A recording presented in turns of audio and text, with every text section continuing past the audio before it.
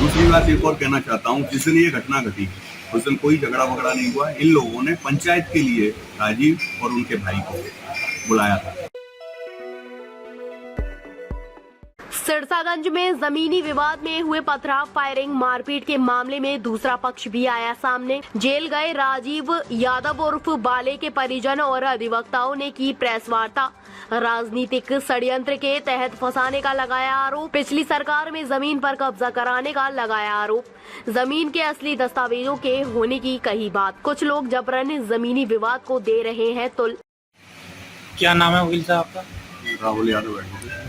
Press वार्ता रखी गई, क्या उद्देश्य है इसका? उद्देश्य है कि जनपद में एक जमीन का विवाद था, उस पर 2012 में सपा सरकार के तत्कालीन विधायक द्वारा जबरदस्ती कब्जा करवा दिया है।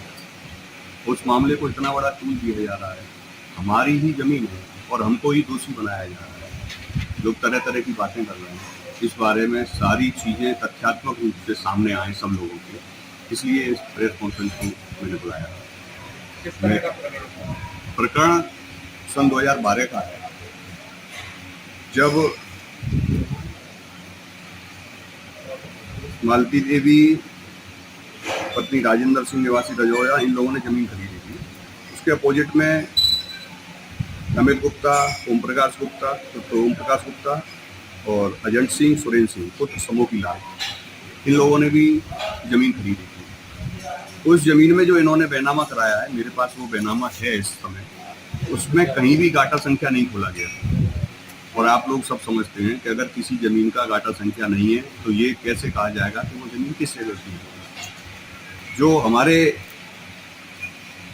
क्लाइंट ने जो जमीन खरीदी है, उस जमीन में चौहद्दी और गाटा संख्या पूरा खोला गया है, स्पष्ट लिखा गया है।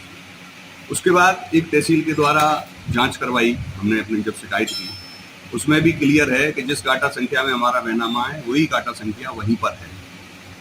तो जमीन किस तरीके से वो कह रहे हैं कि हमारी है, लेकिन हकीकत ये है कि 2012 में जब सपा सरकार थी तब तत्कालीन क्षेत्रीय विधायक ने राजीव यादव और पप्पू यादव को फर्जी मुकदमे लगवा के वो उस टाइम पर पुलिस के सामने नहीं आ सकते थे, इस जगह को गिरवा दिया।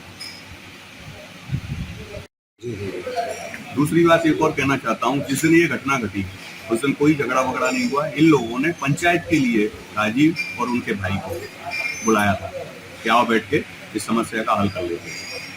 पंचायत के लिए वो लोग गए थे, ना कि झगड़े के लिए गए थे। और इन लोगों ने, क्योंकि इनकी प्लानिंग थी पहले से कि हमको क्या करना है, इनको नहीं पता था कि वहाँ इन लोगों ने क्या षड्यंत्र रचा है।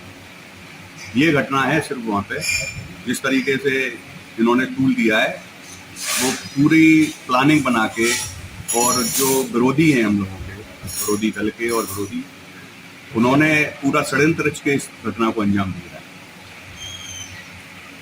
कौन है विरोधी जो षड्यंत्र कर रहे हैं? अब विरोधी का समय आने पर नाम बता दिया जाएगा, लेकिन आप सब लोग समझते हैं कि इस तरीके की घटनाएं कौन करवाते रहे और कौन इसमें हो सकते हैं। लेकिन दूसरे पक्ष का आरोप ये है कि 2 बार सिविल कोर्ट से वो केस जीत चुके हैं, उसके बाद भी जगह वापस बता।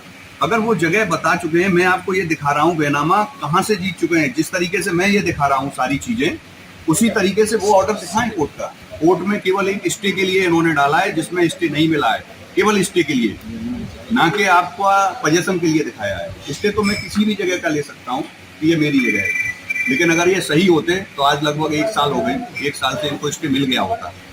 कहीं कोई इनको किसी तरीके की कोर्ट से कोई रेमेडी नहीं है। झूठ बोलते हैं कि मुकदमा जीत गए। अगर जीत गए तो आप लोगों को दिखा दें।